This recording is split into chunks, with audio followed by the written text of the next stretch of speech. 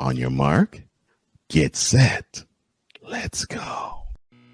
I can't do it. We'll do it live. Do it live! I'll write it and we'll do it live! Mister, will you please wake up, wake up, wake up, wake up, wake up?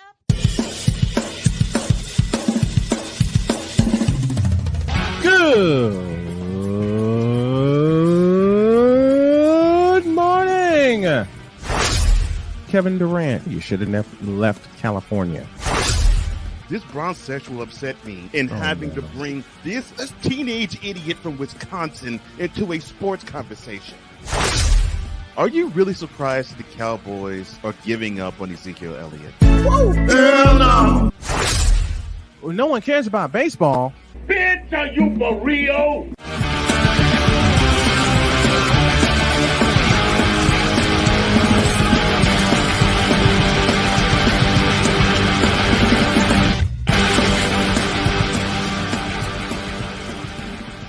But we care about so many things. Good morning and welcome to another edition of Snowman in the Morning with Cole Johnson. I am one half of that duo, Cole Johnson. My partner should probably join me momentarily, but you are now entrenched in inside the place where we deal with the hottest of hot takes and the coldest of cold hard facts. And right now we're going to get to those hot takes and cold facts with the whip around.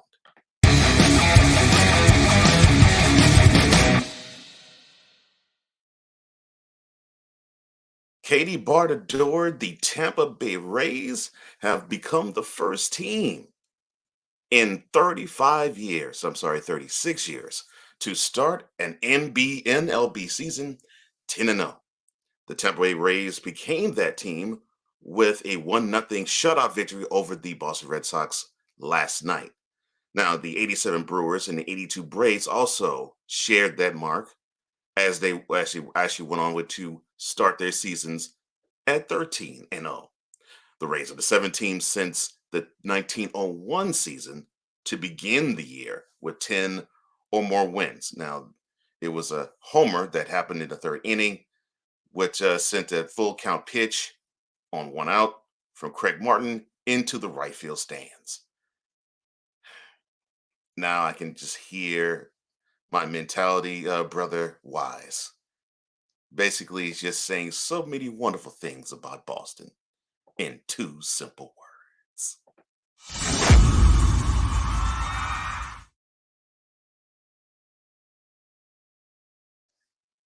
It looks like for the first time, he is not wanting to be part of a rebuilding system.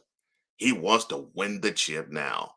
So Damian Lillard has recommitted to the Blazers, of course, when he signed a 2-year, $122 million extension last offseason. However, looking at the near and distant future, he faces the reality of another potential rebuild, and he ain't feeling it. He's not feeling it at all. In fact, he had this to say about the potential rebuilding that the Trailblazers are possibly going to have to undergo. Quote, I don't have much of an appetite for bringing in guys 2 and 3 years away from really going after it. This is not a secret. I want a chance to go for it. And if the route is to do that, then that's not my route. I feel you, brother. Close quote. Now, in the never-changing landscape of the NBA, Lillard has remained 10 toes down with the Blazers. In fact, he spent a decade there. But now he has longed for the time that he's missed going to the postseason year after year, because there was a string of time where his Blazers went to the playoffs 8 consecutive years. And now he's 5 years removed from the 53-29 record and the Western Conference Finals berth. Well, it looks like he needs to move on someplace else because, I hate to say it, Portland won't bring you a title anytime soon, Dame. And I hate to say that, brother.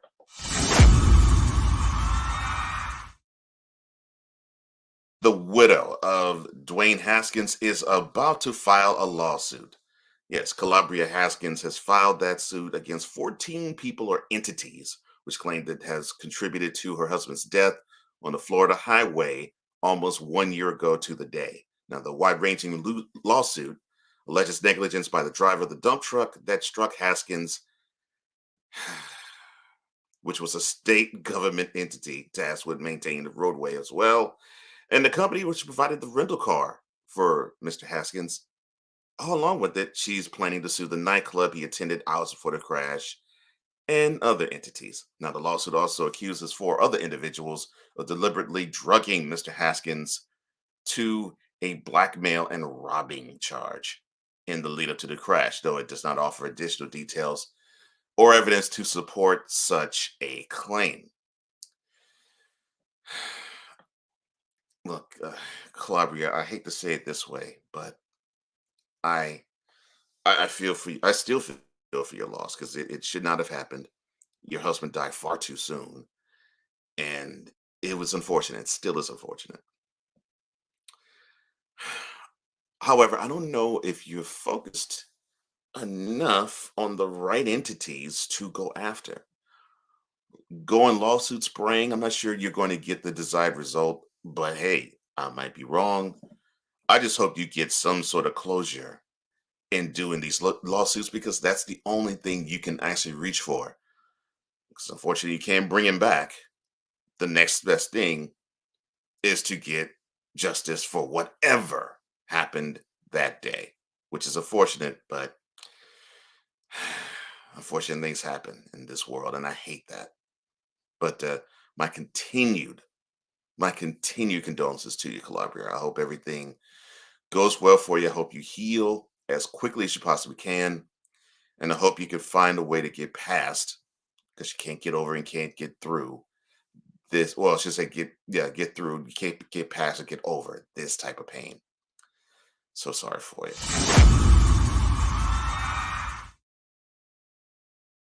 Houston Rockets decide to part ways with Steven Silas. I'm just so sick of Houston crapping on coaches. This is the third head coach that has not gotten professional head coach that has not gotten the just due of their organization in the last 4 years. And I knew as soon as the ink was it wasn't even dry. As soon as the ink was about to dry on his contract, that Mr. Silas was going to be blamed for the Rockets' woes in the basement instead of the Michelin man known as James Harden. Enough about my fandom. That ends today's whip around.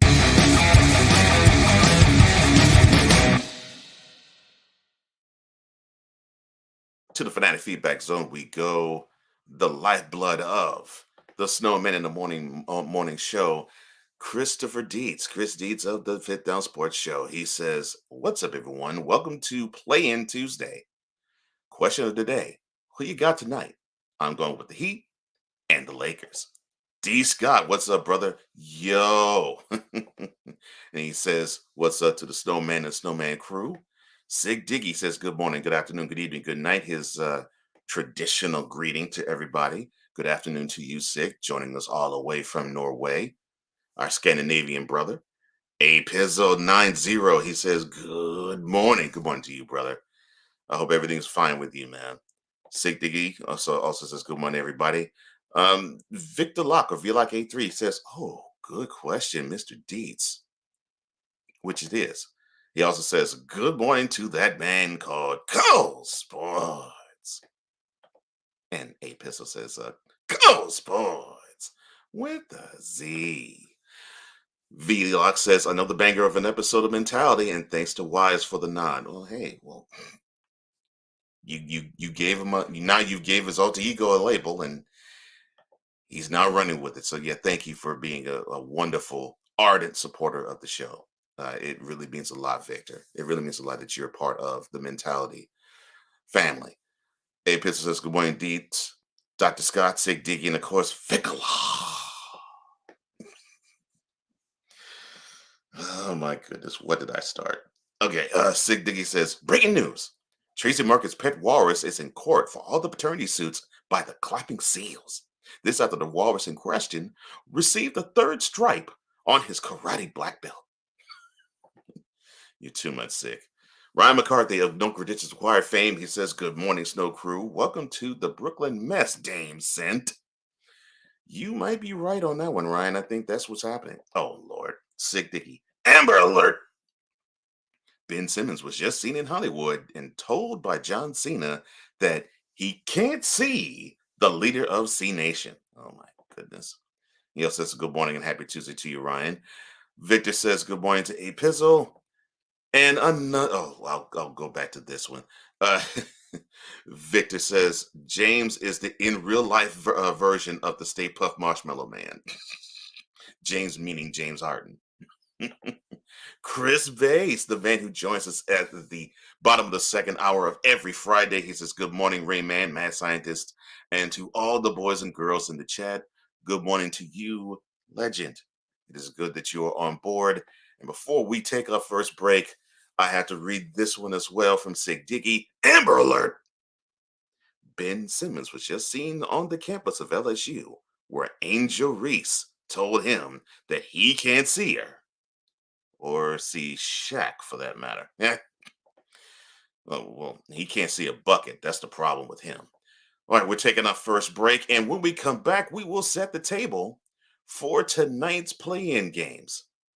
The Hawks and the Heat, the Timberwolves and the Lakers. We know the Timberwolves will be without one guy. Who else will they be without? And will they beat the Lakers?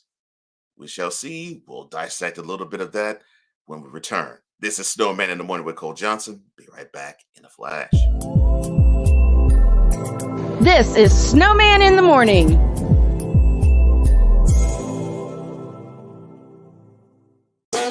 The original Think Drink is back. Level up with proven ingredients formulated to crush your competition. No gimmicks, no jitters, no messing around. Just high-potency results that keep you moving day or night. There's a new nerd in town, and we came to play.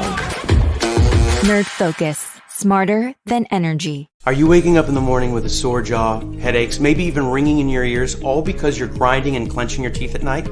That's exactly what was going on with me. That's when I found this, the Brux Night Guard. Now, the Brux Night Guard redirects the bite force away from the back teeth, reducing jaw pain while still protecting the teeth. This unique design is what makes Brux Night Guard different from all other traditional grind guards. Go to BruxNightGuard.com and order yours today.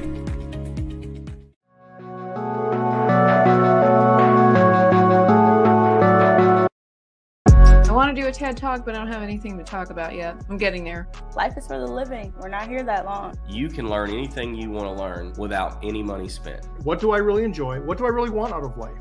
I am your host, WIZE. Are you in a life holding pattern? Well, this is for you. Welcome to the Stuck in My Mind podcast.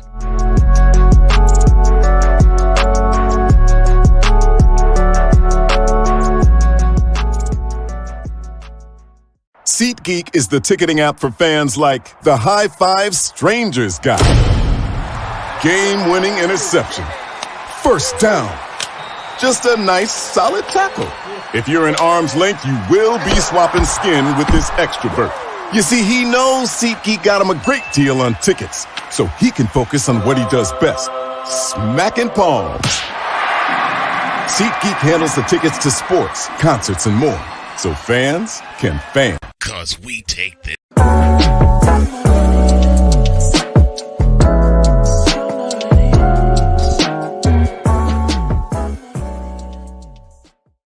And Lauren Harvey is for the streets, just so y'all know. And Lauren Harvey is for the streets. She's for the streets. She's for the streets, my guys. Oh my gosh. Also, mentality is for the streets, but not in that vernacular. But join the conversation as we talk about Dave Portnoy and all of his exploits on mentality. You can join the Coleman Media Incorporated YouTube channel or the Real Eyes TV YouTube channel, and it debuts every Monday.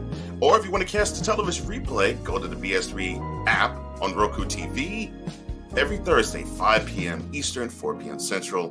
We always thank you, though, for your support and join the family of Mentality. Back at it on Snowman in the Morning with Cole Johnson. I am Cole Johnson. And back to the fan feedback zone we go. He says, hey, what's up, G? He says, Diggs BTW7, it's good to see you on the Twitch channel. It's good to see you. I hope you become part of the fam because I think you'll enjoy the family. Victor says, I believe the night before Aaron Rodgers signs with the Jets, he'll be in a field smoking when he sees a vision of Brett Favre in the clouds or picking his toes. Goodness gracious. And he'd be saying, remember who you are. You are my son and the one true bad man. Higher than a kite. Ryan says, look, mentality is for the children. Oh, Lord. So you mean to tell me now mentality has its own ODB crash the stage and saying Wu-Tang for the kids? And yes, and also join mentality as well, where you get to hear what Wise thinks about Boston often. I'll put it that way. He has a love affair with Boston. And you can tell with each mentioning of the city how much he loves Boston. But enough about mentality, enough about Wise. Let's get to the business at hand, shall we? Tonight, the 7th and 8th seeded teams take center stage in the NBA. The regular season is over, but the playoffs have not begun yet. That is Saturday. But we still have to decide who's going to be the 7th and 8th seeds in the upcoming playoff tournament. Now, we will start doing that with the Heat hosting the Hawks. That is a tip-off at 7:30 p.m. The tip-off at 10 p.m. will be the Lakers hosting the Timberwolves. Yes, the Timberwolves who, I feel for them. Anyway, all right, let's start with the Heat and the Hawks first. So the Hawks, you have Trae Young and Clint Capella every now and then, and Trae Young and Nate McMillan. Oh, that's right, he got fired. And Trae Young and Trae Young's assist and Trae Young's errant shots and Trae Young's incessant turnovers. You get the gist. It's the team sinks or swims with the prowess of Trae Young. And what sucks is that has been the fate ever since he's been part of the team. And I'm not saying that is all his fault, but I think it has a lot to do with his fault because it looks like his game hasn't matured since that Mercurial 2021 playoff run, the one where it started where he became public enemy number one of Madison Square Garden and having the Knicks be bounced in 5, then beating the Sixers in 7 in the conference semifinals. Yes, the same game where in Game 7, 3 minutes to go in Philly, a 6'10" Ben Simmons backed down Andrew Gallinari, did a spin move past him, and the aforementioned Trae Young was between him and a dunk, and the 6'10" guard passed off. The dude is scared of a shot. But we're not talking about Ben Simmons. We're talking about the Hawks. And 2 years ago, that run was supposed to jumpstart the renaissance of the latest edition of the Hawks, but they spiraled downward hard and crashed to the same team that they're playing now in the playing round last year in the first round of the NBA playoffs. Even though the Heat they don't really give me a lot of pause in terms of, yeah, I like where they're going. I mean, they got some pieces. They got Tyler Hero when he wants to show up. They got Kyle Lowry when he wants to be invested in playing. They got Jimmy Butler when he actually decides he wants to be the number one option on the team. And it's wasting the effort of Eric Spoelstra, who he probably studies more film than Steven Spielberg. The Heat should be easily the winners of this contest, and they should be the seventh seed in the East. They'll go on and they'll play the Celtics in the first round. I just unless Trey Young decides that he wants to go off and throw a 50 burger in the game, I just don't see how the Hawks can beat the Heat, considering that the Hawks need to have that type of performance from Trey Young every game, no matter who they play against, in order to stand a chance to advance anywhere. That's asking too much from one man, and it looks like his game is not matured enough to where he's learned that he has to depend on other people. Now, he may, as I said, every now and then throw one of those penetration alley-oops to Clint Capella, because you don't design players for him. You just have him stand in the high post and then cut to the basket when the point guard cuts to the basket. I saw that often because that's what James Harden did for him when Capella was a Rocket. But yes, I see the Heat having very little problems with the Hawks unless Trey Young decides to go for 50. Now comes the late game. Tip-off is at 10. The Lakers host the Timberwolves. Well, I mean, it looks like they have some turmoil because Rudy Gobert wants to throw punches to his teammates. Of course, he is suspended for this game. Other than a returning Karl Anthony Towns and an up and down Anthony Edwards, Chad, help me out. Who's supposed to help the Timberwolves do anything? And I'm not just talking about tonight's game. I mean, if they were to be blessed and go forward and be the 8th seed in the in the playoffs upcoming, who's going to be the guy to take them there? It was supposed to be that Karl Anthony Towns was the guy on offense, and Rudy Gobert would be the guy on defense. But well, you probably won't have Gobert anymore, and Anthony Towns is looking at his wounds. So you have that, and then you have the soap opera that is the Lakers.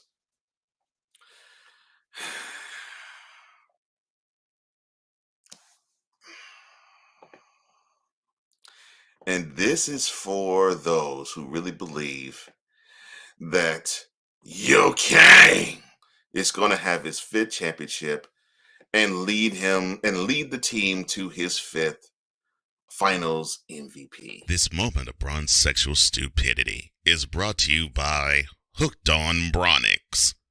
When you start talking like an idiotic bronze sexual, Hooked on Bronix can set you right. Call 1-800-YO-KANG. LJPN, now approve all this. I'm going to say it to you English-deprived adults. The Lakers will go much further when everybody on the team decides that Anthony Davis is the number 1 option on the ball club.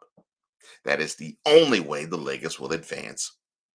Now, you can have the wonderful, I can't believe that a 38-year-old guy can do all this stuff and do 36-8 material. Yeah, he might win tonight's game doing that. And he can do this crappy scenario all he wants to. The ball needs to go through Anthony Davis, period. Period. LeBron James needs to be a Robin. It is that simple. And if the Lakers want to advance, and they have a favorable draw if they win tonight, because they would be the 7th seed, they will go on to play the Grizzlies. The Grizzlies are pretty much out of sorts, although they are the number 2 seed for the 2nd year in a row in the Western Conference playoffs. But the draw is favorable for them. They beat the Grizzlies. They could play the Kings or the Warriors in the 2nd round. in the conference semifinals.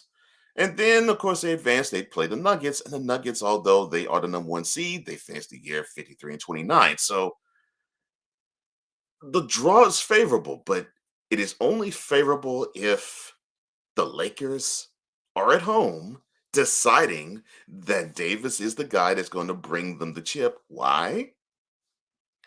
Because Anthony Davis is the one in his prime, not number 6 for the Lakers. He is in year 20. He is past his prime. Yes, he's a good basketball player. And yes, from time to time he can take control of a game. And yes, he can have a wonderful stat line. I'm not saying any of that has to stop. What I'm saying is the focal point can't be him, because if so, the Lakers will be busy taking one after another, after another, after another of these.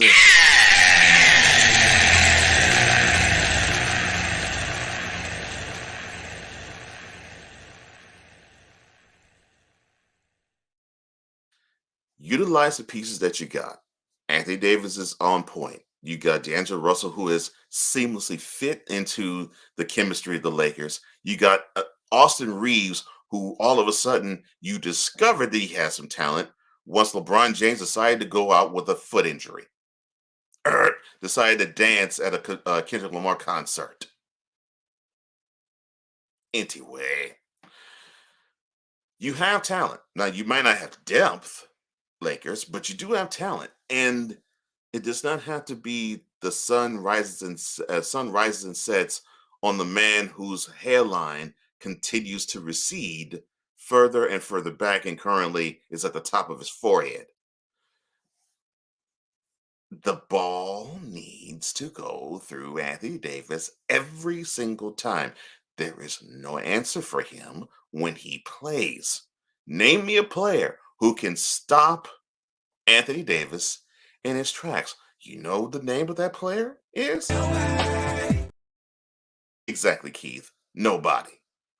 Now, let me ask this question.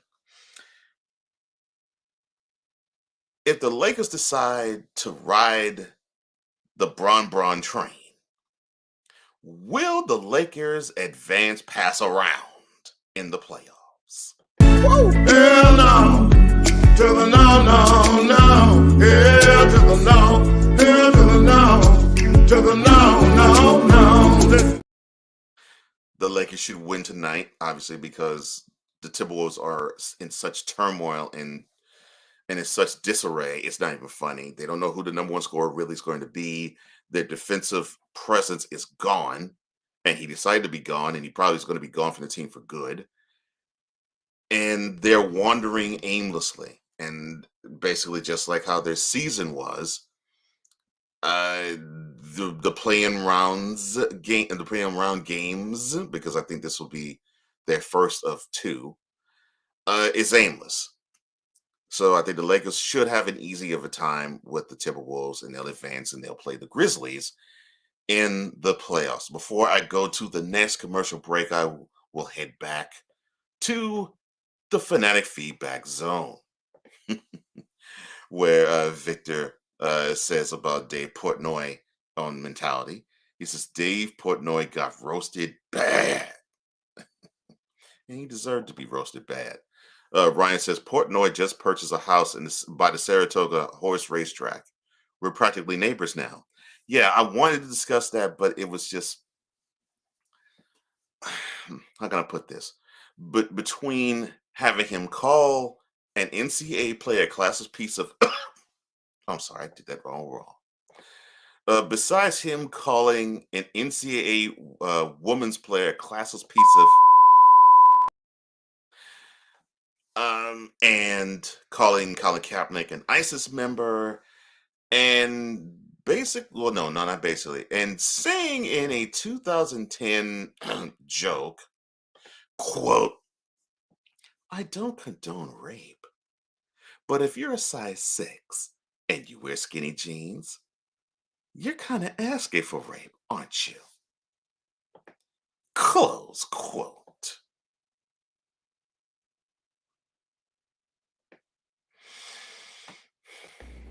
Are you for real?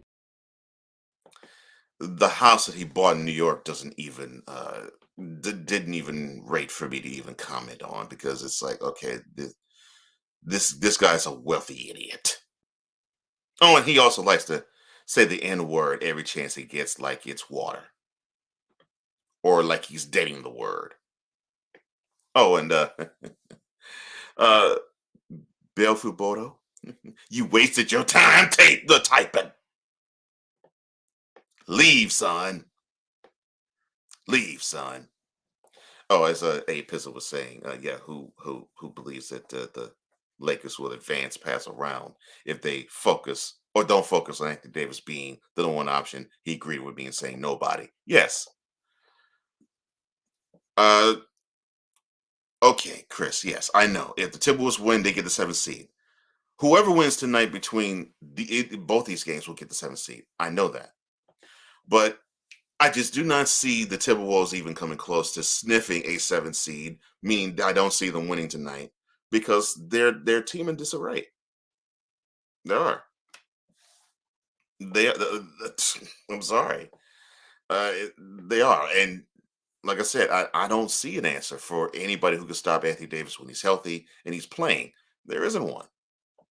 Victor says, look, LeBron needs to be a Robin. Oh, like how he was with the Heat behind D Wade. Yes, in 2011. Oh, I'm so sorry.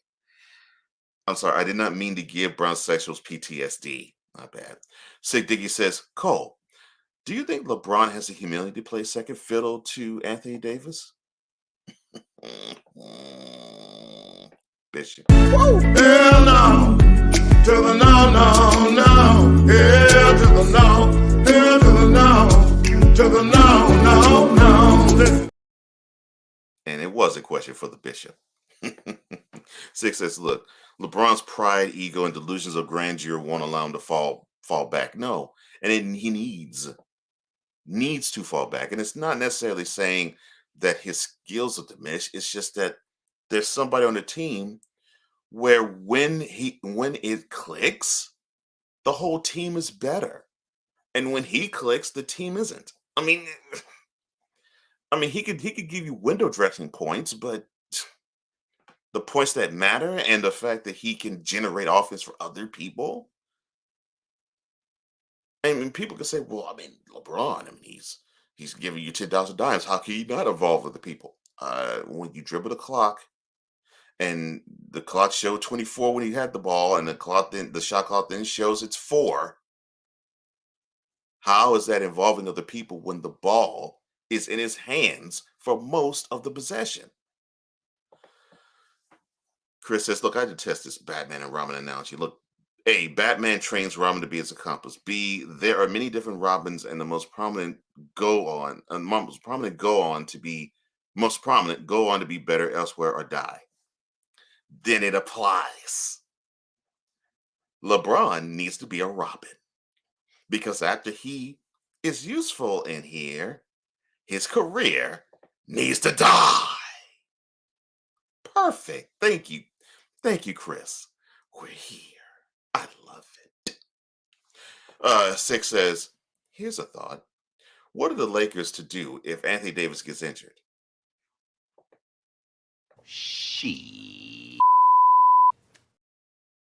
The answer to that question is prepare for next year. What are the Lakers to do if LeBron dominates like he does too? Is also to prepare for next year. So the answer to that question is Anthony Davis better not get injured. Because if he does, or if he decides to not grab the nuts that he has and says to everybody, including LeBron, I'm the captain now, the Lakers will be preparing for next year. Yes. Yes. Drink that in, Lakers Nation. Drink that in, brown sexuals. The Lakers will be preparing for next year. If Anthony Davis gets injured, or if LeBron James decides he wants to be the alpha male and takes over the team, like he always does. Because just like the first letter in the team's name and the first letter in the city's name, you all will have to deal with 4.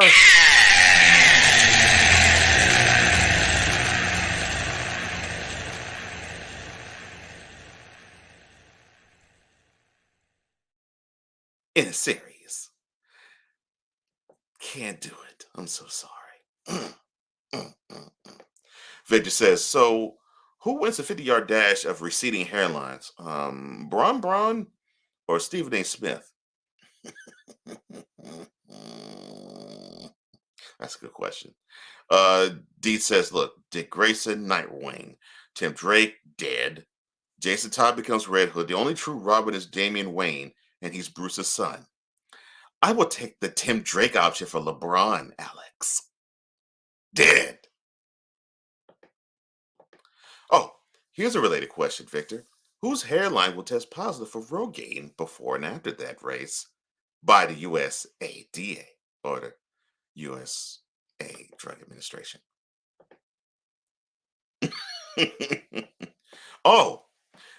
The comments that I quoted earlier, that was Dave Portnoy who said all these things earlier. Yes, the rape joke and Colin Kaepernick being an ISIS member. Yes, that came out of Dave Portnoy's mouth. And those who don't understand, Dave Portnoy, founder of Barstool Sports, and also created a show that was entitled Barstool, Nigger. The acronym stood for Now It's Gonna Get Extremely Real.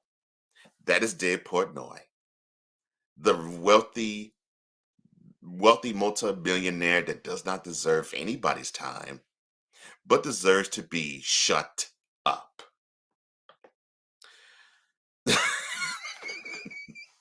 And Victor says, oh, David Portnoy needs to get beat. Oh, I love Tasha Smith, how she says at times. Yeah, Dave Portnoy deserves to be beat. And Vicala says, sick, what they do every time he gets injured? It's simple. They receive and...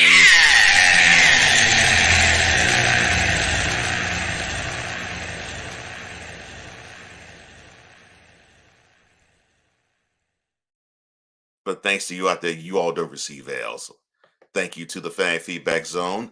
We will take another commercial break, and when we come back, we will talk about the WNBA draft, and, well, we'll definitely touch on Aaliyah Boston. You're watching, and you're listening, and you're downloading, and you are ingesting Snowman in the Morning with Cole Johnson. We'll be right back right after this. This is Snowman in the Morning.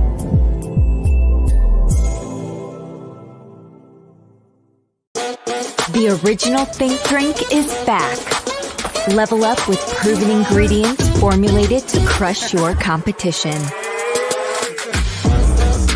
No gimmicks, no jitters, no messing around. Just high potency results that keep you moving day or night. There's a new nerd in town, and we came to play. Nerd Focus, smarter than energy. SeatGeek is the ticketing app for fans like the high five strangers got. Game-winning interception. First down. Just a nice, solid tackle. If you're in arm's length, you will be swapping skin with this extra berth. You see, he knows SeatGeek got him a great deal on tickets, so he can focus on what he does best. Smacking palms. SeatGeek handles the tickets to sports, concerts, and more, so fans can fan. This is a BS3 Network presentation. Politics. They'll write the law, but they'll enforce it differently. Is that going to apply both ways? Religion. God never said that we can't reason together. Matter of fact, he said, let us sit and reason together. Relationship. I believe that everybody wants and needs somebody. From a man's perspective. They say, girls, if I put some polish on that and get him to buy some different clothes, girl, he could be a winner chicken dinner.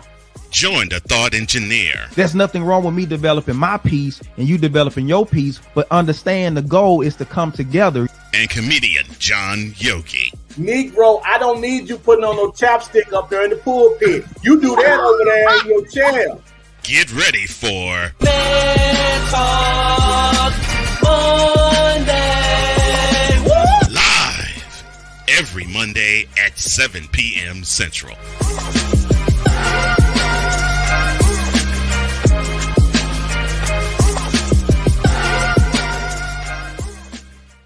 because we take this job so serious. I'm sorry. I did that all wrong. I did that all wrong. My bad. Do it right, will you?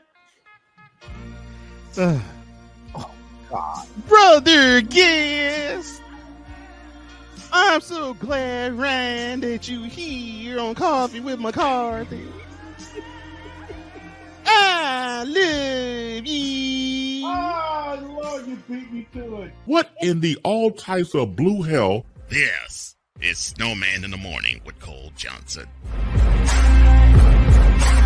Back at it again. Snowman in the Morning with Cole Johnson. I am Cole Johnson. And we might be joined momentarily by the Playmaker. But until then, well, you know, we'd like to talk about different aspects of sports. We do touch on the NBA. We do touch on the NFL. We do touch on the college stuff too.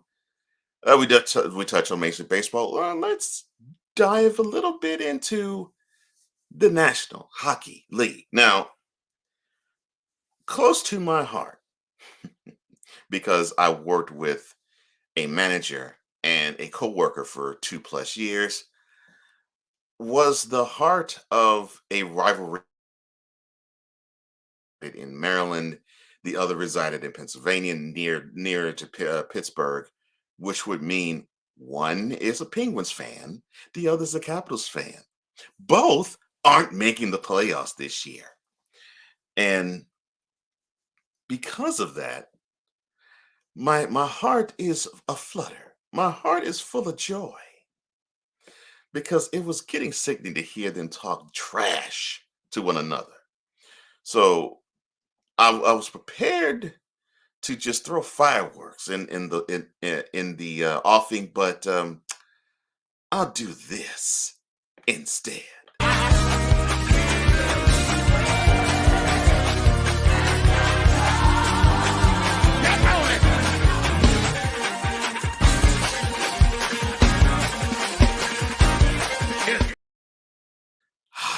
It feels good to know that the Capitals and the Penguins are going to be sitting at home watching the Stanley Cup playoffs. All right, I'll touch a little bit more on that later. It is now time to introduce one of our esteemed guests.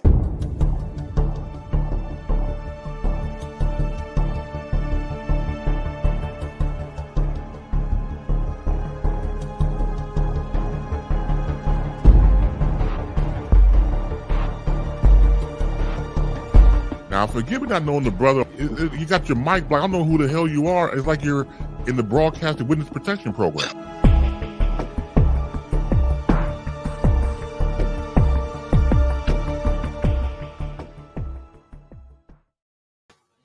And the man who was in the broadcast witness protection program, I call him the hardest content creator I know. Ladies and gentlemen, Darnell Solins, aka the Playmaker. What's up, man? What's up? What's good? I see a smile from one side of the country to the other with you, and I'm assuming this smile is there because we now have ended the regular season in the NBA, and now we are in the play-in portion of the NBA season. What are you looking forward to in the slate of 7-8 games and the 9-10 games? I hate that you asked me that question first. Okay, well we can because I'm gonna answer because I was the one who sat here and said the teams that people want me to believe in, I don't believe in. To keep a certain team out of the play-in. Not to keep a certain team. Unfortunately, that team is in the play-in.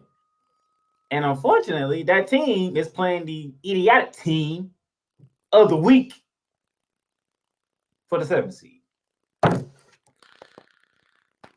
Is the team idiotic or is one of the members of the team idiotic? No, idiotic, because one is suspended for tonight's game. The other one decided to break his damn hand by punching the wall during the same game, and he's done for the season. Odell Beckham Jr. special. I love it. So it is ridiculous that I have to sit here, come on this show, do it on my show, and sit here and say the Lakers are getting the 7th seed.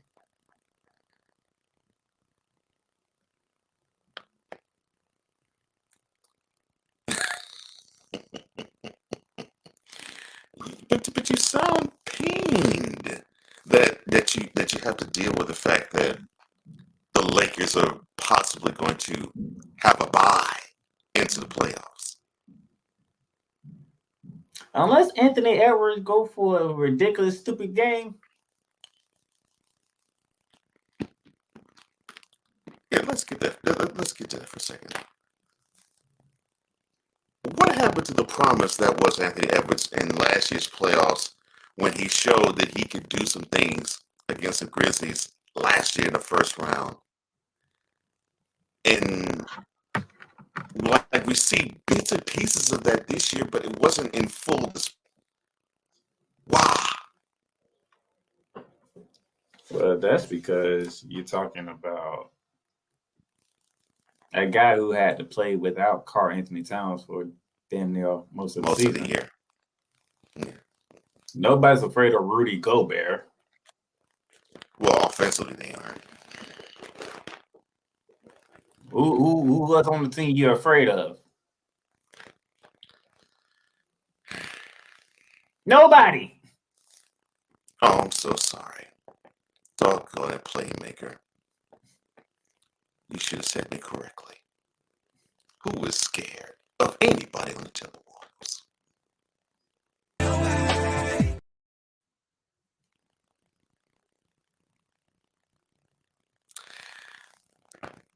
That's why I say that it basically is a bye. Before the crap that happened on the sideline. And you know what make it worse? Hmm. The Minnesota Timberwolves finna lose to D'Angelo Russell, Ed Beasley, and Jared Vanderbilt, who were former Timberwolves earlier this season. Yes, that's correct. Dummies. So you basically that GM better get fired after this season. So you're basically saying that the Lakers have an easy road ahead of them tonight, which I felt the same. The only way it would get tougher, and I'm not praying for this, and I'm not saying it's going to happen, would be if Anthony Davis goes down early, or if LeBron decides that he is the alpha male and that now he smells the finish line and he wants to put everybody on his back, and he jeopardizes the run of the team. Snowman gonna kill me for this. But if we're being completely honest, LeBron James put on a shooting performance against Utah. Why the you lying? Why? Don't fall for that trick play makeup. I said against Utah. I didn't say for the whole season. I said for that game. But don't fall for that trick. He'll have one of those games. I've said this often. I said LeBron could look like he could be a marksman from three. He can have a 5 for 9, although I know he had 8 threes in that game. He can be 5 for 9 one night, and he can be 0 for 9 the next 3. That's why I said against Utah. I didn't say he was going to continue. Okay, good. I said against Utah, he had he put on a shooting performance. As skilled and as knowledgeable for basketball mind as you are, I was hoping you were not saying that. Thank you. Trust me, you gotta listen to the words that I say. I wasn't projecting. I was saying against Utah, the final game of the year, the game that you needed, he put on a shooting performance. I listened. I was like, ain't that something? Yes, I listened. But unfortunately, when he leads the team, it's still full of when they operate. All right, so now I got the Lakers playing Memphis. Now I'll deal with that later. Yes, the Lakers will be playing. If the Lakers win tonight, they'll advance and they'll play the Grizzlies in the first round. Yes. Now we get to the first game where there's a lot of back and forth going on here. The Heat versus the Hawks. Or I'm sorry, the Hawks versus the Heat. Technically, we have Trae Young, Jimmy Butler. People don't believe in the Heat because the Heat don't look like the Heat. What does the Heat look like? Exactly. That's the question I have. What, y'all believe in Trae Young? Oh no, I believe in Trae Young. I believe Trae Young in the fact he'll put up 35 shots. The fact he'll probably turn the ball over 10 times. The fact that he probably will draw with somebody in the stands in Miami. I believe in those things with Trae Young. Correct me if I'm wrong, sir. Now, here's my issue. People say they don't believe in the Heat. They like Trae Young to get one. You all do realize the Heat beat the Hawks 3 out of 4 times, right?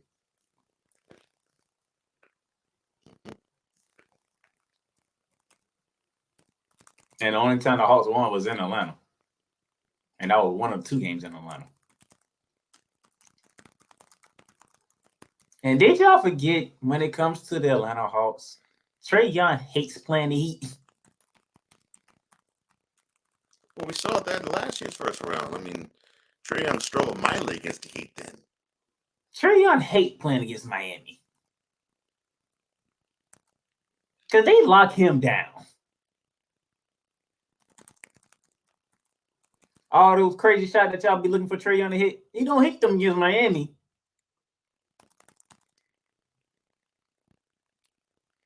Now you talking about a Miami Heat. Check this out. This will make it crazy, Cole. The Heat have 3 players that average 20 points or more this season. Tyler Hero, Bam Adebayo, and Jimmy Butler. Last year we couldn't even find Tyler Hero.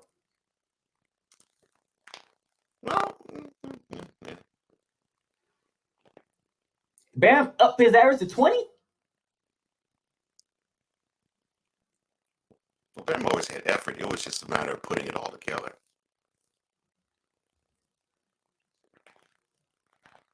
I mean, last time I checked, Victor Oladipo ain't injured as usual. Kyle Lowry is, but Victor Oladipo is not injured as usual. And then the main thing is y'all playing right to the Miami Heat hands. Because how many times have people not talked about the Miami Heat and all of a sudden here they come? Was anybody talking about the Miami Heat last year, who was the #1 overall seed in the East? No. And that was the #1 team in the East, but nobody was talking about them. And they went all the way to the Eastern Conference Finals and took Boston to 7, all because Jimmy Butler missed the 3.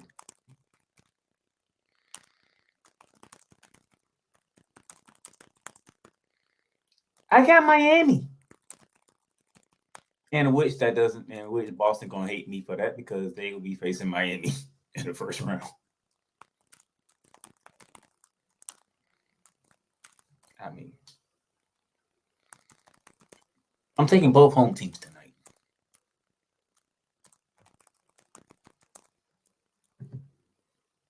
Do we got to get into the Wednesday slate?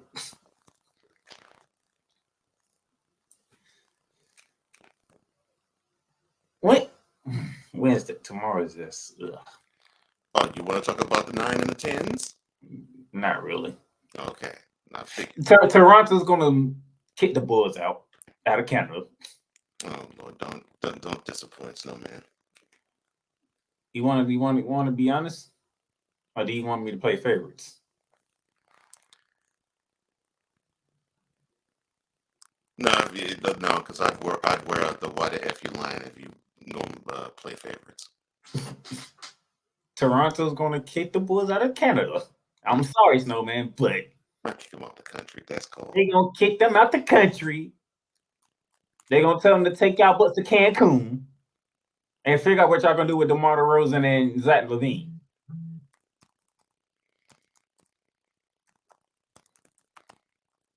But I will say this: Shai Gilgeous-Alexander versus Brandon Ingram. This might be the highest scoring play-in game. Because one, I don't know how the Pelicans lose to the Minnesota Timberwolves after what happened with Rudy Gobert and McDaniels. Yeah, the same idiotic team that had them two players do what they did, they still wind up beating the Pelicans, which I don't know how.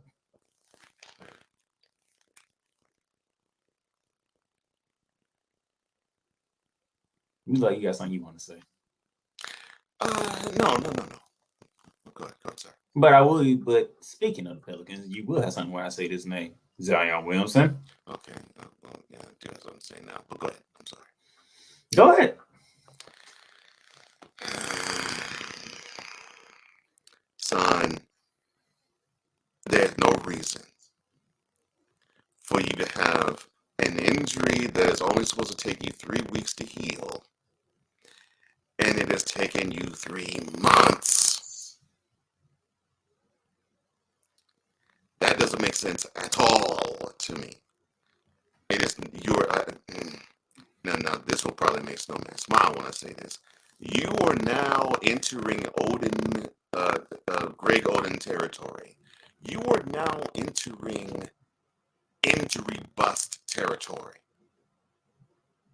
This October, this was supposed to be the time you were getting buff. You were caught diesel. You were showing that you weren't playing games. And heck, before the offseason began last year, you were doing 360s to prove that you're good to go. And you ain't.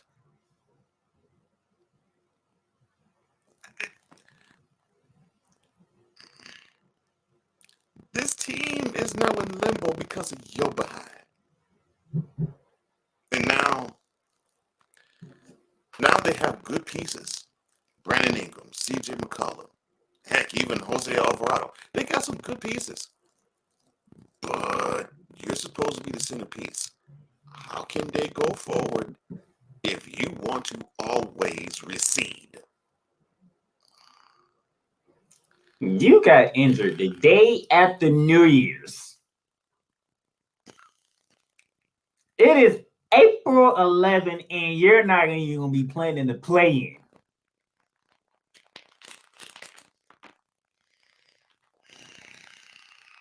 And now your team is playing one of the youngest teams in the league against a guy who leads the league in 30-point games in SGA.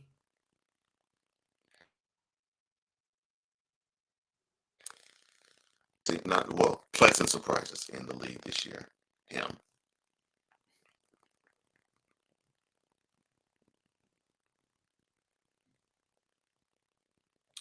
And if you do get past the Thunder, you're probably going to end up going to Minnesota again, the same place that you dummies lost. And Rudy Gobert will be back for that game.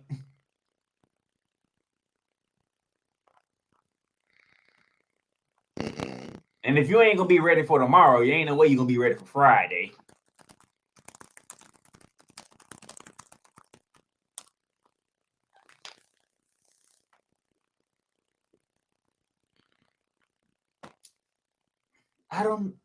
If I'm New Orleans, I got to really talk to Zion and figure out how does a hamstring injury take months.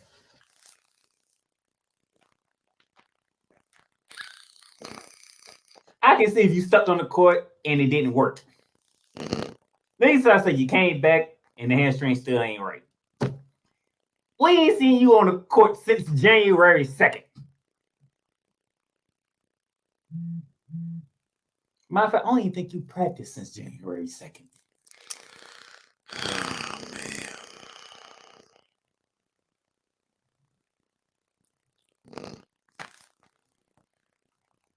And when you played, we saw the potential. I mean, that's the messed up part about all that. The Pelicans were a top 3 seed in the West. And that when you didn't have Brandon Ingram. And everybody's like, man, when Brandon Ingram comes back, this team gonna be a problem. Brandon Ingram comes back, you go missing for the rest of the season.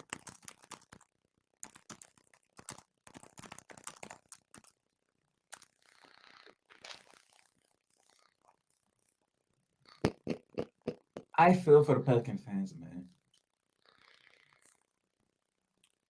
You feel for the Pelican fans? I feel for the Pelican fans.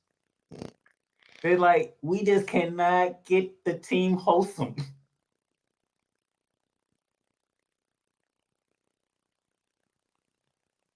And Brandon Eagles ended up coming. They're doing what they do best: score the ball.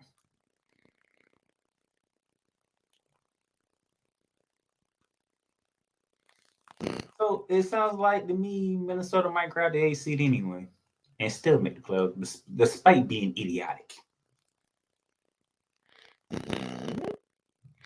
Because if the Timberwolves lose tonight, they will host whomever comes out of the 9-10 game.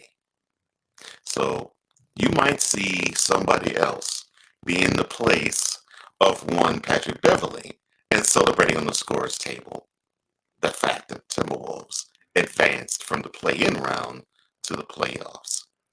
Hour number 2 begins right now. Time for hour 2 of this spectacular. Ryan McCoffey now joins us this morning. That's what you need to do to beat Josh Allen. You need to make him uncomfortable. Hour 2, time for some Spivey notes. And here's Jay. Well, I know he's only in his 3rd year, but they're just wasting Justin Herbert. Hour 2, the hardest working content creator I know, the playmaker. Hey, LeBron James, the greatest scorer of all time. Hey. Hour 2, the one, the only Christopher Dietz. They rewarded Ohio State for not playing, and they punished USC for playing. Hour 2, Sam Shady. Oh, man. It's been a roller coaster ride if you were a Philadelphia Stars fan. Hour 2, that's Big Ben, the man in charge of the BS3 network. And if I see Kurt 2 Chainz Cousins out. Hour 2, Chris Bay's joining us. Oh my God! Oh, this game! Oh, way to go, Sammy! Hour 2, was El Jefe. Oh man, I thought I missed it. What in the all types of blue hell? Time for hour 2 of this spectacular, and it starts right now.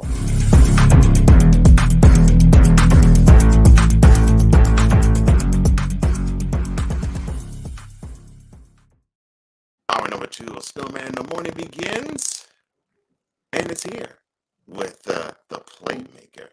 I am Cole Johnson on behalf of Snowman, and we will go to the Fanatic Feedback Zone before we continue. Before you do that, sir, you and Snowman are crazy. Because I went back and I watched, well, it wasn't Wednesday because you got kicked off the internet. So I went back to watch Thursday's show. You two are ridiculous. First of all, Snowman is running away with the whole "don't come near me" thing that I started for the City Fifth. He has took it and run away with it. You and him over here going back and forth, taking turns interrupting each other with clips and stuff. I'm just doing a job, sir. I'm sitting there like, what is... And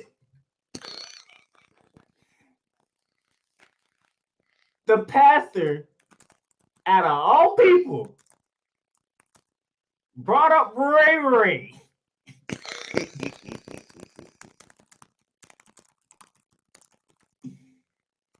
To get some order in church. Out of all people, is Ray Ray. Out of all people.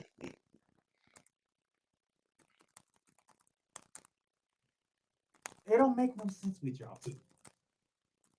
Not to mention when I was on here with y'all last week, y'all had me dying. Y'all going back and forth. Give me this camera. I'm in the back rolling like, what is going on here?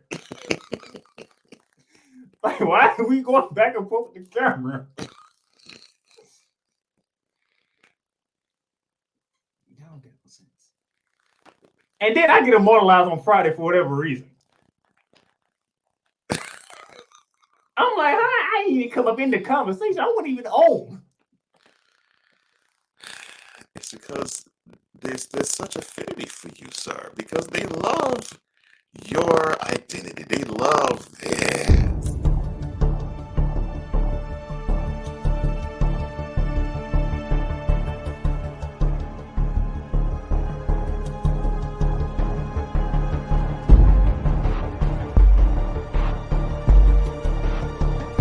Now, forgive me not knowing the brother. You got your mic black. I don't know who the hell you are. It's like you're in the broadcasting witness protection program.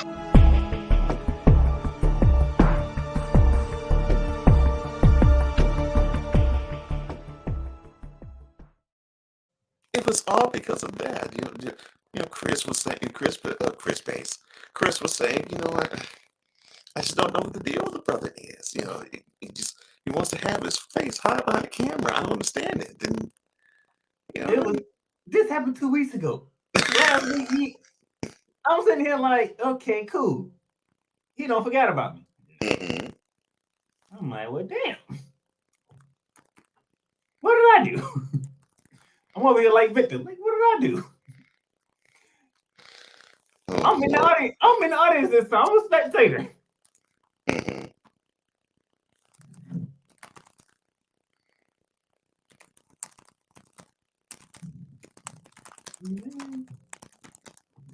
Yeah, something was wrong with y'all last week. I don't know.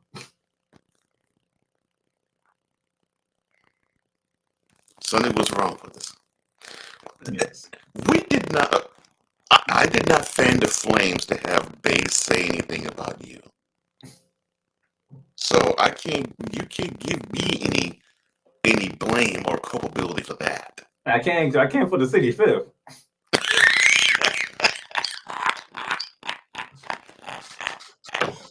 You can't get out of that one. What? Well, just because the city got a new stained glass window wall, you couldn't. Why didn't help either? I saw you in that new. I saw you in that new biz. Pastor got a new biz on. Okay. I couldn't help it. I mean, hey, passive living good. Anyway, look, all I was doing was I was just doing a bit. I was just feeling it. I was just feeling the love. I just wanted to just show out.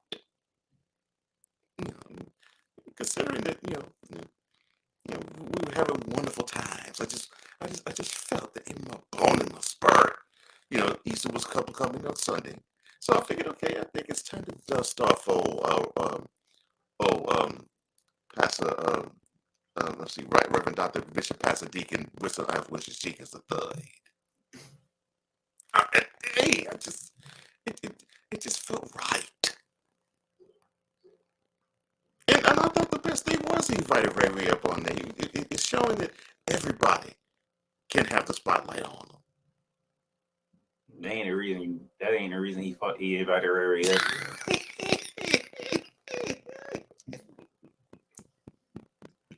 The Right Reverend Pastor was losing control of the congregation.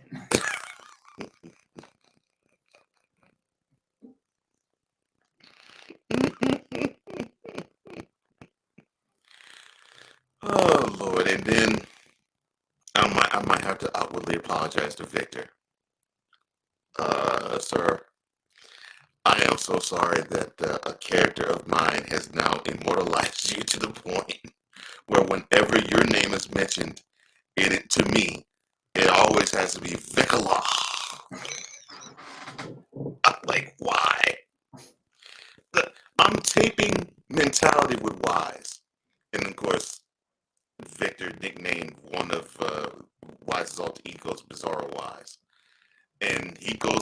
Dave Portnoy in bizarre wise fashion, and Wise now claims that there might be something to this thing. But before he said it, he actually said Vicala. I'm like, why? Why? You see?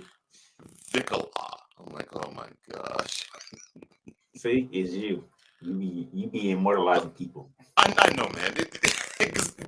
You know, it's not even matters with me. It's just, I just find it funny. Everybody now in front of me just says you're not Victor, Vicala. I'm like, why? But you're good. You're good, man, Victor, man. I appreciate you, man. It's just, I just find it funny. I was like, Vicala, why? Like, no. Oh gosh. All right. Now that you got that out the way, to the fan feedback zone we go. And I do love this statement, Victor. I said it before. I'll say it again. David Portnoy needs to get beat. Yes, I agree. He does. Sig Diggy talking about Barstool Sports. He says, Barstool spoils. Radio waves trash. Never heard of him. Needed it Wise before last weekend. Let me see. Ryan says, Devils versus Sabres tonight. First place in the Metro Division on the line for the Devils while the Sabres are fighting for a wildcard berth. Let's go Devils, of course. Ryan is a huge fan of the Devils. I don't know if it's current, sir. You might have to correct me if I'm wrong. But I know he has another show. It's called Have Another Donut, which features stuff on the Devils. So, yeah, I feel you, and I hope everything goes well with the Devils in the upcoming Stanley Cup playoffs. He also says, Alexis Putin, lover, trash. I'm not even going to ask. Let's keep going. I'm not even going to ask. Let's keep going. That's what you call Alex Ovechkin, man. That's hilarious. 6 says Cole has observed the rivalry between the Flyers and the Penguins a little bit, or Philadelphia and Pistons rivalry in all sports level. Dude, for 2.5 years, I worked in an area I worked in a region where most of my work dealt with Pennsylvania. One of the newsrooms I had to deal with was near Pittsburgh. The other was near Philadelphia. So yes, I'm fully aware of it.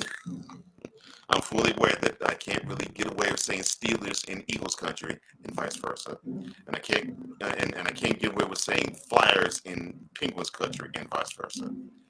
I can understand the Flyers and the Penguins, but the Steelers and Eagles, y'all get over it. Y'all barely play each other. And somewhat to a small degree, even the Phillies and the Pirates. But I worked with 2 managers, one who was over me and the other who was promoted from my team to become manager, and eventually became a co-lead with me before he left, and now he's working with the Philadelphia Flyers. Listen to me. Pittsburgh Steelers and the Philadelphia Eagles are not a freaking rivalry. They barely play each other. As I was saying. So I worked with a manager, and I worked with another who became a co-manager with me before he left to have a job with the Philadelphia Inquirer. My manager would get on my co-worker and would tease him endlessly because she's a Penguins fan and he's a Flyers fan. Tease him endlessly because, of course, the Flyers have been circling the drain the last few years. So mercilessly has my former manager been teasing this guy. And he's like, you're a great manager, except for the fact that you just torture me with this Penguins Flyers. So yes, I'm aware of it, Sick. I am. Oh, and Vic wanted to greet you wonderfully in the following. Ladies and gentlemen, Bronco proudly presents Codename the Playmaker. Victor, don't you ever put anything associated with LeBron James with me ever again. Oh, sorry.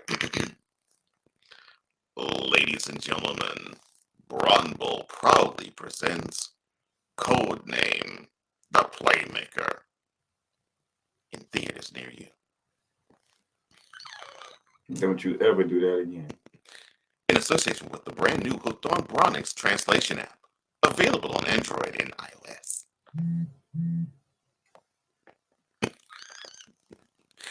Orion says Zion is entering Sambui territory.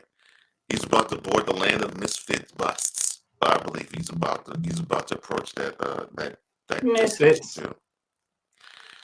Victor says Zion is going to end up in the NBA shadow realm next year. The Barclays.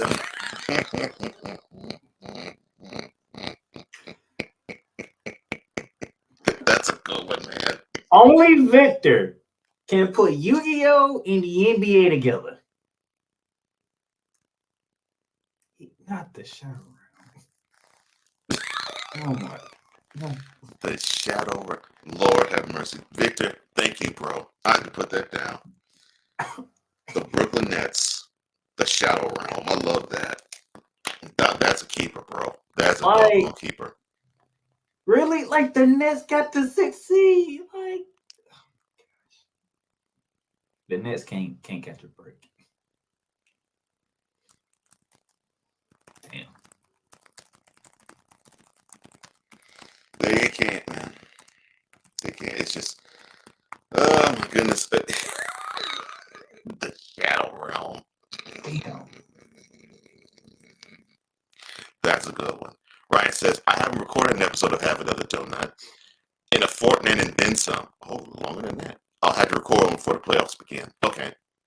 Yeah, I wasn't sure if that was a fortnight, a weekly one, or like once in a month. I wasn't sure of that. But I know that you're strong in the hockey streets. That much I do know. He also says, Playmakers Ducks are a strong contender to pick up Connor Bedard, in the draft lottery.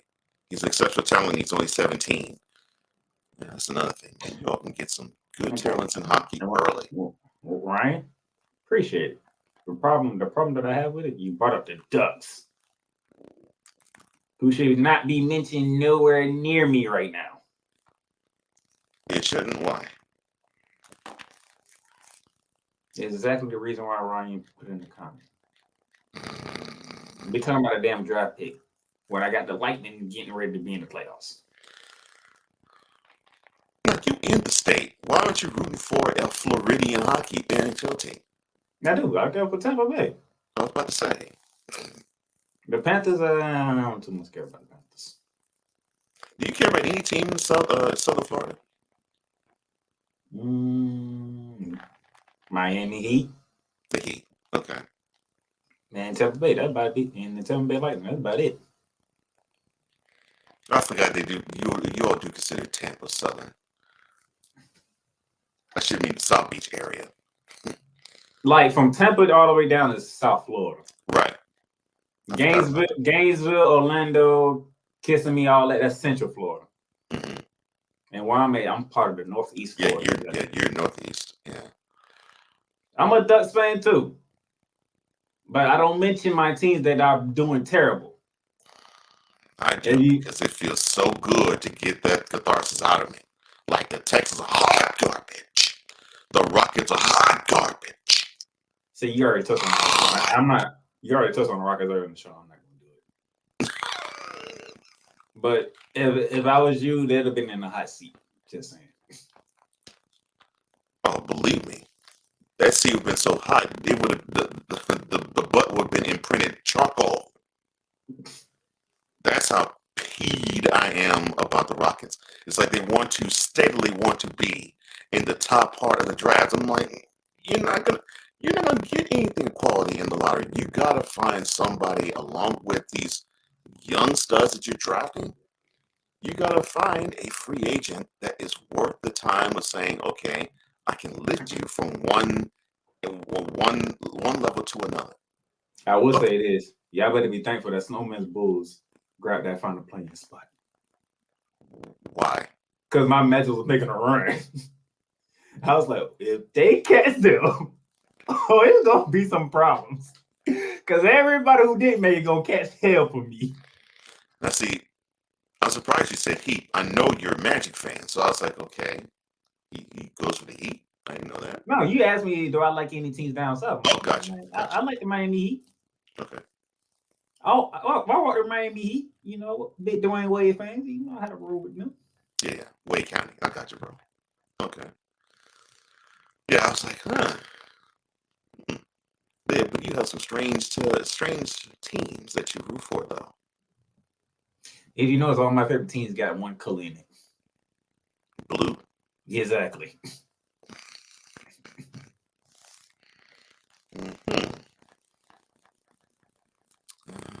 Well, blue's my favorite color too, but unfortunately, the only team that really wears the blue that I like, that I root for, doesn't exist. See, I'm not one of those people that, oh, I stay in this town, so I must root for this team. No.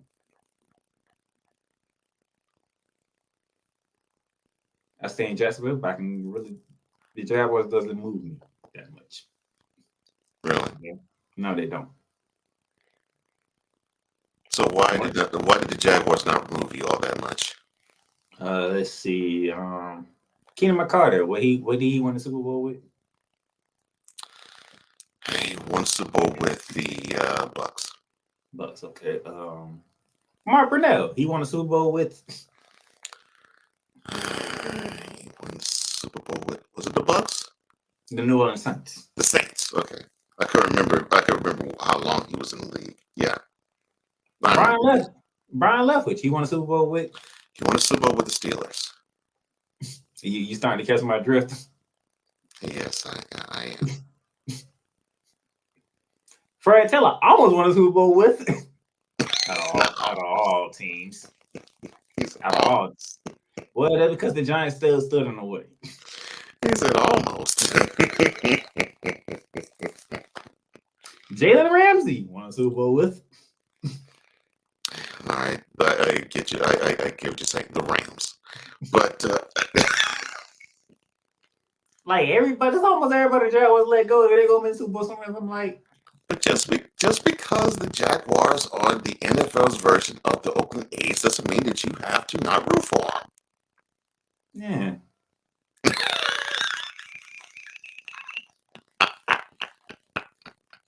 My team has won 2 Super Bowls, and the Jaguars still haven't been to one.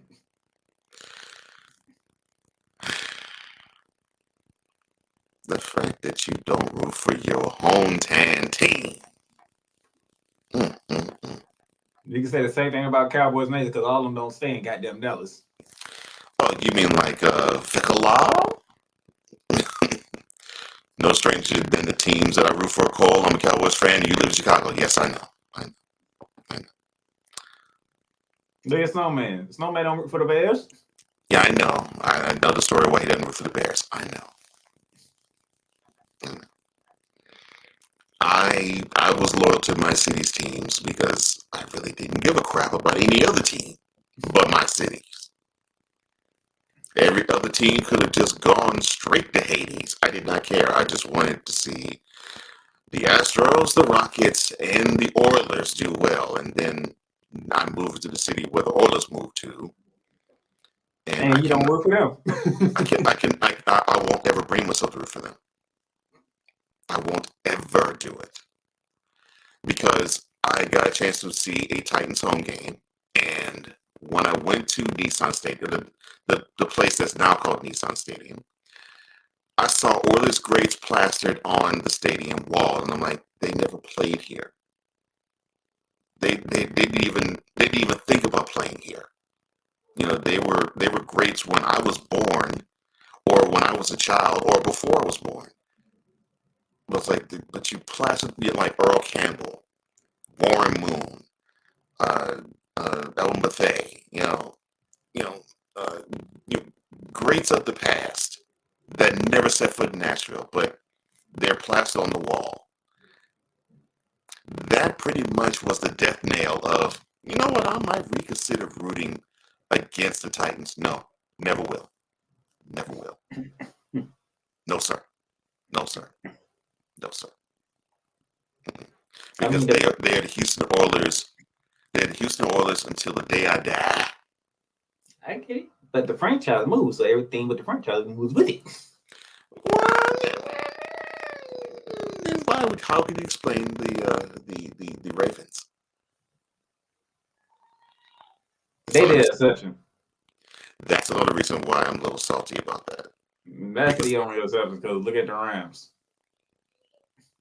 Well, no, I look at Stan Kroenke on that one. Look at the Raiders. Well, I look at Haircut Ball for that. Why you got franchise moves? Does the history moves with it? It's just how they figure how they want to deal with it. It's here's how I deal with it. That history moving with the team is a bunch of bull. History moving with the team. They did not. The team did not go to the 78 and 79 AFC Championship game. The Titans I'm talking about. They didn't go there. That was Houston Oilers. Just like the Oilers didn't go to the Super Bowl to finish the 1999 season. That was the Titans. To me, that's a whole different team. Yeah, Kevin Dyson, you're just that close. That close. That's what it is to me. They're a totally different team. Totally different team. Totally different franchise. And those stank heifers can release that, bring them back to Houston, and rechristen the Texans the Oilers. Because the Oilers should have never left Houston.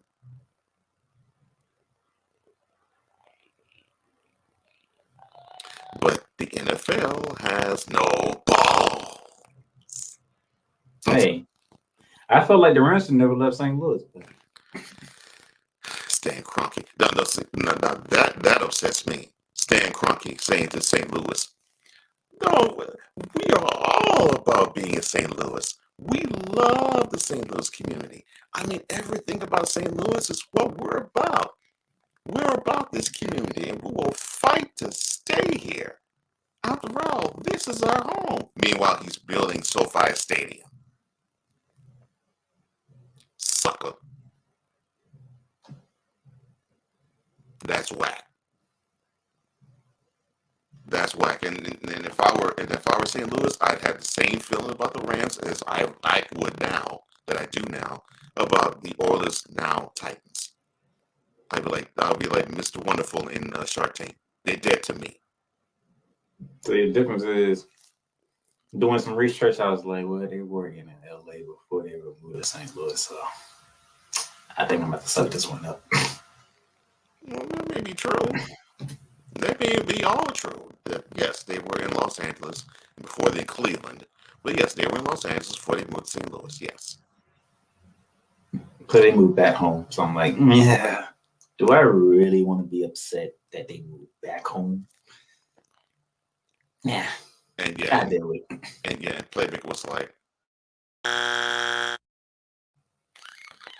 because trust me, I'll this close to becoming a Steelers fan fully.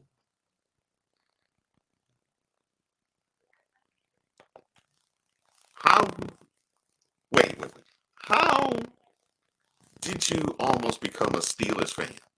My stepdad is Steelers fan. Good Lord. My stepdad is Steelers fan, and I always equate the Steelers fan to the San Antonio Spurs. Yeah, I have my favorite team, and I have my team that I disrespected the most. And that's the Pittsburgh Steelers for the NFL, and that's the San Antonio Spurs in the NBA.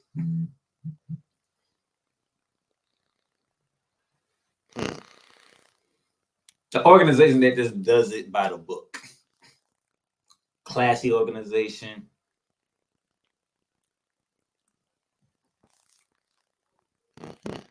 Until recently with San Antonio when I'm ready for Pop to hang it up. I see. And now, ladies and gentlemen, it is time for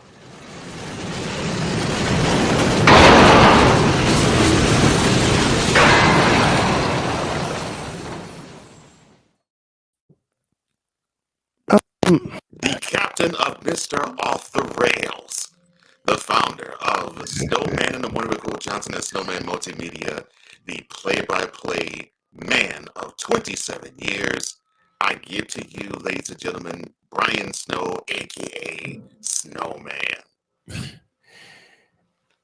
Y'all understand this. You ever find that spot in bed and you finally fall asleep and you miss every alarm that you set? Sounds like you still in that spot. I am. My It's wife. almost 10 o'clock, dude. I know. I know. Yeah, I listened to my body and I went back to sleep. What's how about a quick recap? Okay, Or is well, this mostly NBA today? it's been mostly NBA today. Mm-hmm. I touched on a little bit, but since you had to break my heart and talk about Mike D'Antoni possibly going to be the coach of the Rockets again. I talked about the Rockets screwing the pooch, letting go of Steven Silas. Again. Yes. Again. He helped the anger in. He helped the anger in. There's a lot more he could have done, but he helped it. I did. I think Cole's waiting for later in the week. Mm-hmm. I think he's waiting for tomorrow. I'm literally waiting for the other shoe to drop in the situation. Yes, I am. I know. I mean, all I did, and Cole, you know this very well. I just read the book. I just read the tea leaves. Oh, I know. And you said it best when Steven Silas was signed to a contract. Yeah, scapegoat. He was a dead man walking when the ink was dry. See, you seen it from the beginning. Most people seen it when he came out and said he couldn't galvanize the team. You know what? He wasn't allowed to galvanize the team. That's basically how I saw it. He wasn't allowed to do it. He wasn't allowed to run the team his way. The way he saw fit. They were so used to D'Antoni letting the inmates loose. Mm-hmm. They were so used to the inmates running the asylum, and then Steven Silas shows up, tries, and I mean tries, to instill a little order into everything. And even though Daryl Morey is not there, the influence of Daryl Morey is still going to be there. And Steven Silas was a dead man walking when he signed the contract, sort of like Darvin Ham with the Fakers. He was a dead man. Steven Silas was a dead man walking once the ink was dry, and they pulled every piece of power from him at the beginning. And of course, the James Harden situation happened because Steven Silas says, "Look, we're going to be a team," and James Harden wasn't having it. So I'm guessing tomorrow's going to be very interesting, to say the least. Because I know what Snowman got to deal with after what took place Sunday. For multiple reasons, because one, they facing a dumbass team in North. Cole, I sent you a present. Oh Lord. I hope you got. I sent you a present, and I hope you got it. And I probably said something like for Wednesday. Mm-hmm. It did. I saw it. Good. See, I'm being good, y'all. I'm being good. Partially because I was asleep most of the morning, but yeah, that's probably the only way I could resist every piece of temptation I had within me to. Well, yeah, because if you was on here early, me and you probably would have been going at it. Because I gave that certain somebody credit. Why'd you do that? Because the numbers showed it on that game. I was like, damn. Okay. For that game, I'm not saying he's gonna do it again, but I'm saying for that game on Sunday, that was a good performance. I would have left you alone because I deal with facts. We deal with facts, and the facts are right there. I'd have left you alone. But I'm waiting for tomorrow when I go completely off. And then, unfortunately, they're going to end up winning. Y'all right now, I'm gonna go completely berserk. And you might as well get it out your system tomorrow because they're gonna win tomorrow and they'll be facing the Grizzlies. You mean tonight? Oh, tonight, yeah. They're gonna win I, tonight. I look. I can pray for a miracle, but it's not going to happen, and I know it's not going to happen. I'm not even gonna watch. I'm gonna test my baseball chops because I did a bit of an online stream last night with the Dodgers and the Giants, and it got to be 11 o'clock. Yeah, it got to be 11 o'clock, and my body started shutting down. I said I better go to bed. So I got through the first couple of innings, and I finished up some things, and then I went to bed. Well, it's Tuesday. We've had a lot of NBA talk today. I shouldn't do what I'm about to do, but give me the experience because I got to do Oh, it. hell. Shut up. It's a Tuesday tradition now, and y'all. So he put it on my day. Yes. Probably to get that reaction. Oh my.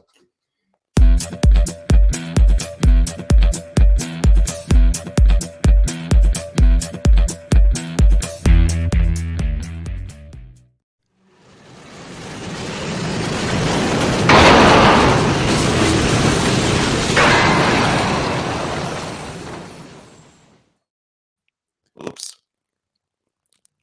And no oops to that. Not with that smile. All right, here we go. Okay. I actually this doesn't involve the roommate for one. What? Wow. Well, okay. actually it does, but it doesn't. Actually, it does, but it doesn't. Oh my gosh. I don't think I like where this is going already. No, you don't. Trust me on this one. No, you don't. So he has a custom experience that involves other people. Good gracious. All And right, here we go. with that damn music.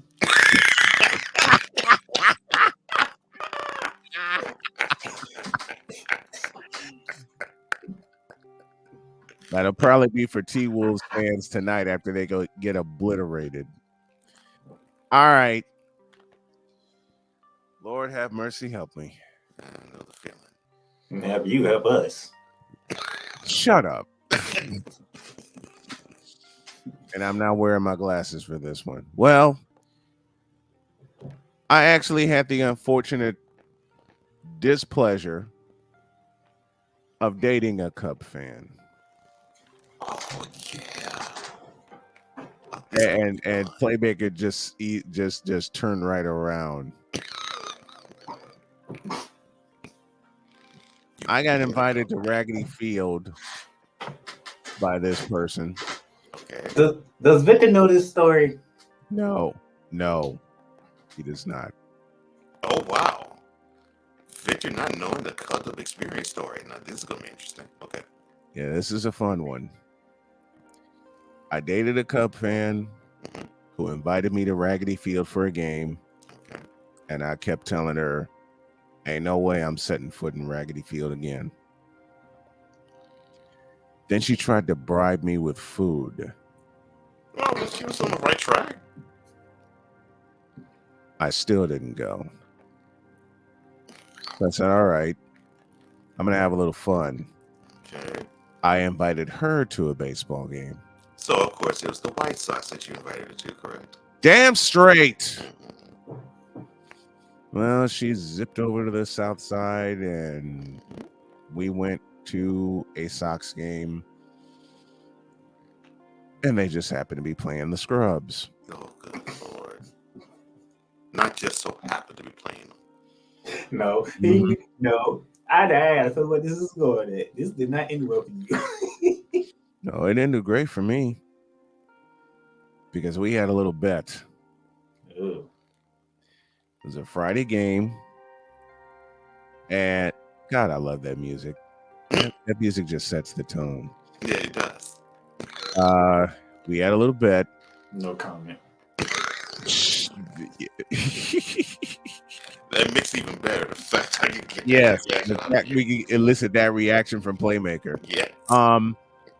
We had a little bet for dinner. Okay. Loser buys dinner. Okay. And she says, you know you're going to buy me dinner right after the Cubs win. I said, on the contrary, Paul Konerko is going to see to that. Parker Narco days. She says, you want to put something extra on it? I said, okay. What you have in mind? Not only do I get dinner, I also get a big fat piece of chocolate cake from your favorite bakery. She says, you're on. So Paul Konerko made my prediction come true, and in the third inning, laced a 3-run double down the left field line, which led to a 5-2 victory. And you all see the smile on my face. The Cub fan I dated wore a scowl the entire remainder of the day. And I looked at her and I said, I hate to be an I told you so. But then before I could finish my sentence, she goes, shut up. That chocolate cake looking really good right about now. So she asked me, what do you want for dinner? And of course, again, I wore this wicked smile on my face. Are we talking Sunday dinner? I told her I wanted Giordano's. Oh, wow. I wanted the biggest damn pizza in the house. And boy, was it ever stuffed. Never did see her again after that. Because the next day, I'm hanging with Victor, and the Cubs are playing the White Sox again. And then the Cubs catcher, whose name escapes me right now, decided to punch A.J. Przinsky.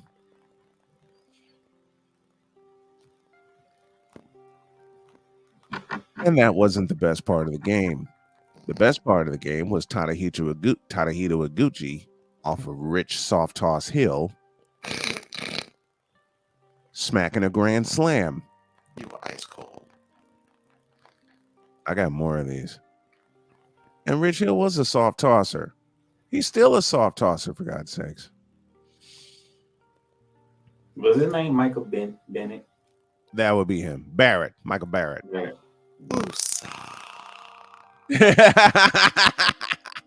Thank you, Ryan. So Victor and I have this phrase that we use for that game and that inning. For what happened in that inning? 4 walks, a sacrifice fly, a fight, and then a grand slam. Not 4 walks, a sacrifice fly, a fight, and a grand slam. That's how This is one damn inning. Bottom of the second inning. And This is the second inning. Yep. The game just started. Tom Brenneman said it best. Fireworks aplenty.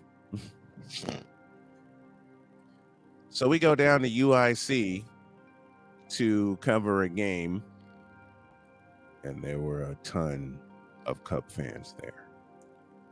You say that like it's a bad thing. It was a bad thing.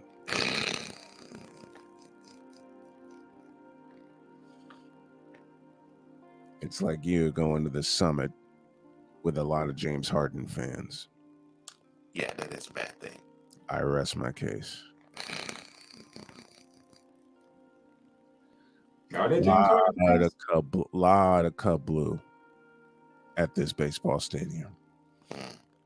I looked at Victor and he looked at me and he's going, what are we going to do? I said, we're going to do our job and get the hell out of here. Because if we stay any longer past the 7 innings we're supposed to be here, it's going to be trouble. Not past the 7 innings. I mean, I thought it was 9 innings. It was a high school game. High school game. If it was 9 innings, we wouldn't have made it.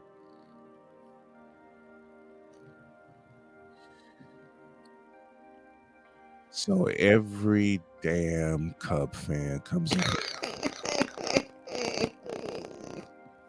You must have been wearing your White Sox gear. No, but they knew. They must have sensed it. They knew. Name was since you were a White Sox guy. Yeah. Uh-huh.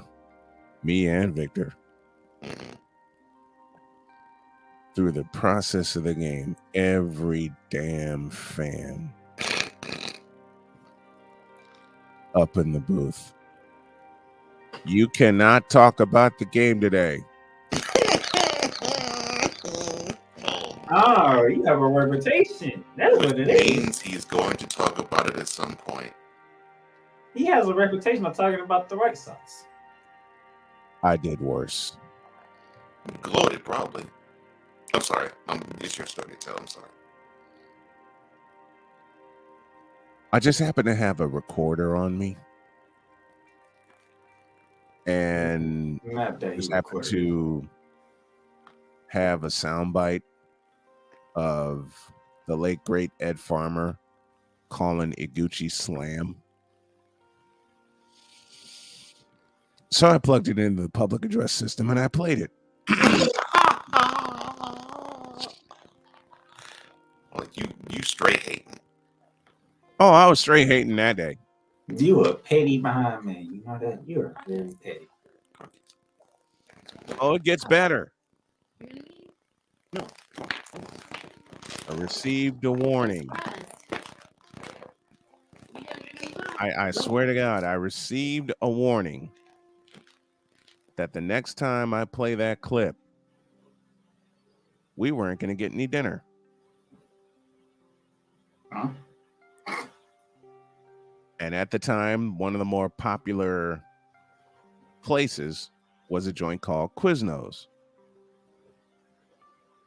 So the man in charge of said game, I still question how we got out of there alive with food.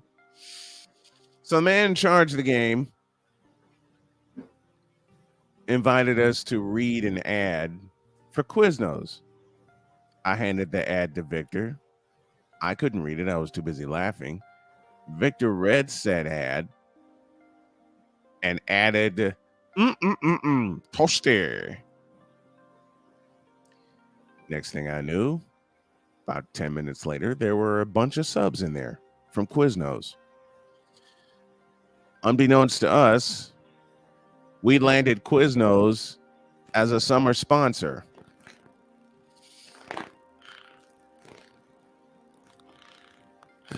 So don't tell me the pettiness came back again. It never left. No. It never left. It never left. What you mean? You was laughing and Victor was doing the job and you got Quiznos. Oh, listen. The guy in charge of the game picked up the public address mic and said, "Tell us what happened on the South Side today." Oh no. Oh, beautiful. The guy in charge became petty. He rolled out the red carpet. Grand. And I said, I don't need to say a word. I'll let Ed Farmer do the talking. And I played the clip again. And again, and again, and again. Which brings me to the young lady I dated. She comes sauntering her ass up in the booth. She was there? Yes. Wow. Why sauntering? Saunter and Cole, you know what I'm talking about.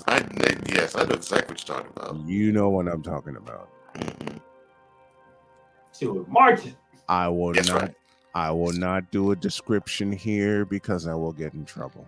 We just gonna say she was marching to a fast beat. I will not do a description here because I will get in trouble. She was decked out in her Cub garb too. Oh Lord. And she gave me a threat. A threat? Why? She says, Before we get to the why, what kind of threat are we dealing with here? That's where I'm going. Okay. figured one threat would be made, but okay, go ahead. I'm sorry. She says, if you want to see me again, you will not play that clip. That's the threat I thought she was going to throw. So while she sauntered her ass out of the booth, You played it again. You played the clip.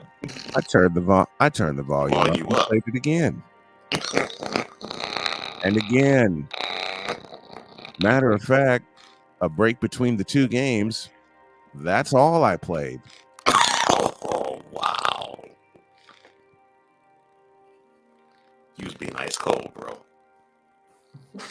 Why you just couldn't break it off the normal way? You know. Because I'm me. B, she laid down the gauntlet. And C, I said the hell with it. And D, that was creative. Man, it is creative. I'm just saying, Why you knew you didn't want to go further. Listen, why break it off the regular way when Ed Farmer can do it for me? That was creative. That's a creative way of saying we are the No, what I'm saying is he went into it knowing he didn't want to do it no more. Yeah, you're right. Because Paul Konerko rescued me the day before. And he's right. They're not normal. Effects are not normal. This is I'm sorry, Vic. That is exactly how I feel about Cowboys fans in Houston. They ain't normal.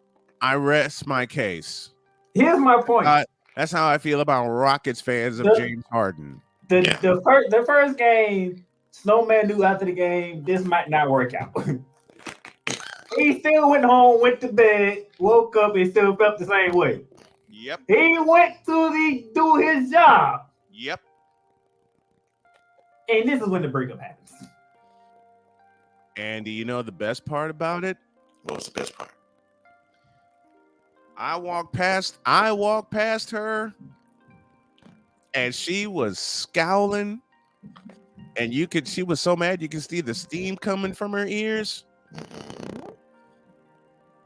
Victor was with me. He's walking downstairs. He turns around. He sees me talking to her, and he goes, "Oh, no." And she just looked at me and said, "Why did you keep playing that?" I gently turned her to face me, and my last 3 words to her were, "In your face." And I went home. I drove Victor home. I drove myself home. And I had the biggest smile on my face. Yeah. 8 years later, I didn't know how much a Cub fan would hang on. 8 years? 8 years later. That was, that 8 years. 8 years after that is when I met my ex-roommate, who was a severe Cub fan. You say it like it was a disease. Severe. If I could have illness. Let me use a wrestling reference. If I could have given him a Stone Cold Stunner every time he pissed me off, I'd be in jail. Because I was living in Glenview, Illinois, with no safety net, and I don't need to Cole. I don't need to explain the rest to you. No. You would have to put hands on him all the time. Yeah. There was no SOS on this one. I'll leave y'all with this one. Cubs Sox game, 2014. The roommate dancing in front of me saying, "I'm going to watch the game today and I'm going to watch your team lose." I said, "Okay, you have fun with that." And he says, "What? You have no response for this?" No.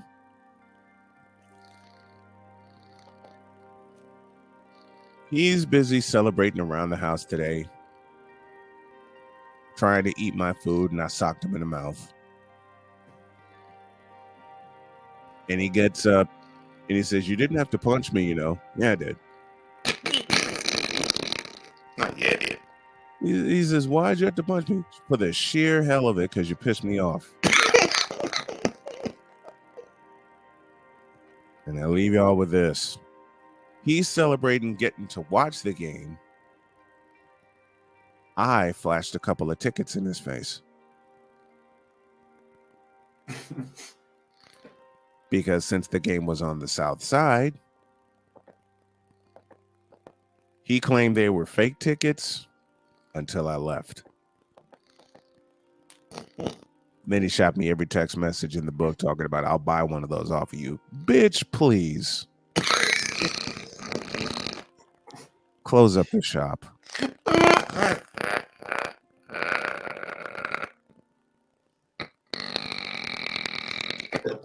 The pettiness. The pettiness.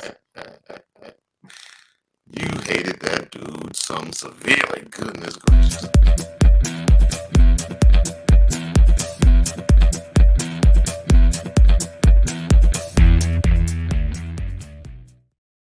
The pettiness. I'll say more on Patreon. All right. Well, that will do it for this edition of Snowman in the Morning. Goodness gracious. We thank you for spending time with us on this, I guess you can say this gumbo mix of a show. For Snowman. No. I am Cole Johnson, here to say the following as we always say in closing. Take care. God bless. Remember to make your next move your best move. And always remember, if your dreams don't scare you, Then you're a Cub fan. Oh my goodness. If your dreams don't scare you, they're simply not big enough. Dream big, do bigger. We hope y'all are too. You know what tomorrow is. I'll just leave it there. We're out of here. See you tomorrow. Yeah, that's right. Yes, LeBron, it is you. It has always been you. It always will be you. Period. Your career is a colossal failure. This play-in will prove it. We're out of here. See ya. See you tomorrow.